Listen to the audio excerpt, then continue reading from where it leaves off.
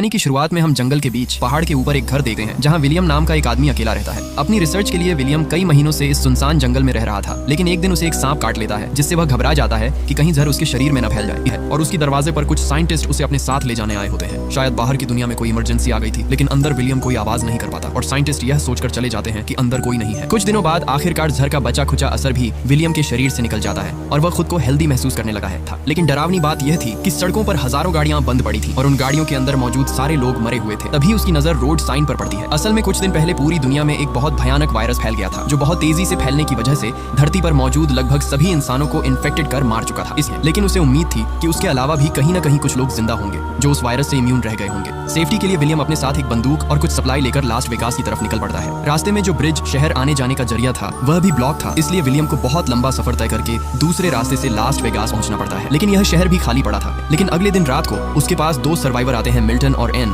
जो विलियम की तरह उस वायरस से इन्फेक्टेड नहीं हुए थे। एन यहाँ रिवील करती है कि उसने वीडियो कॉल पर अपने पति और बच्चे को मरते हुए देखा था, जिसकी वजह से उसकी जीने की उम्मीद ही खत्म हो गई है। अब विलियम कुछ दिनों तक उनके साथ उसी महंगे होटल में रहने लगा है। इतने महंगे और ब्रांडेड कपड़े फ्री में पड़े होने के बावजूद विलियम को अब कुछ भी अच्छा नहीं लगा। ऐसा वह गाड़ी बहुत तेज चलाकर शहर से बाहर निकल जाता है। रास्ते में उसे एक कुत्ता दिखाई देता है, जिसे वह अपना साथी बनाकर अपने साथ रख लेता है और उसका नाम लकी रख देता है। इसके बाद वह लाइब्रेरी जाकर कुछ सर्वाइवल बुक्स ले आता है और अपने पुराने घर लौट आता है, जहाँ अब वह लकी के साथ रहने लगा है। जब लकी दूर एक घर की तरफ देखकर जोर जोर से भौंकने लगता है, विलियम देखता है कि उस घर से धुआं निकल रहा है, तो वह तुरंत गाड़ी लेकर उस जगह की तरफ पहुंचता है। वहाँ की छत पर एक लड़की बंदूक लेकर उसे डरा देती है। उस लड़की का नाम एमा था, वह भी एक सर्वाइवर थी। विलियम उसे अपने बारे में सब कुछ बताता है, जिससे एमा को यकीन हो जाता है कि विलियम से उसे कोई खतरा नहीं है। उनकी बातचीत से पता चलता है कि दोनों ने ही एक साल से कोई जिंदा इंसान नहीं देखा था। समय के साथ विलियम अपने घर पर सोलर पैनल लगा देता है ताकि उनका घर पूरी तरह से रेडी हो जाए। कुछ ही दिनों बाद एमा प्रेग्नेंट हो जाती है। वह बहुत खुश थी, लेकिन विलियम परेशान था जब एमा की डिलीवरी होती है। वे दोनों इस दिन के लिए बहुत तैयारी कर चुके थे, इसलिए विलियम की मदद से आखिरकार एक हेल्दी बेबी गर्ल पैदा होती है। फिर वह लड़की विलियम की गाड़ी में बैठकर उसके घर तक आती है। वहाँ पता चलता है कि अब विलियम के दो बच्चे हैं। बड़ी बेटी हीदर के जन्म के 2 साल बाद उनका एक बेटा होता है, जिसका नाम एलेक्स है, और एमा अब तीसरे बच्चे की प्रेग्नेंट है। शायद अब पूरी दुनिया की आबादी यही 2 लोग बढ़ाने वाले हैं। सुबह जब मरीना उसे खाना देने जाती है तो वह लड़की उस पर हमला करने की कोशिश करती है। तब मरीना उसे अपनी कहानी सुनाती है कि कैसे वह जॉर्ज के साथ इधर उधर जिंदा लोगों की तलाश कर रही थी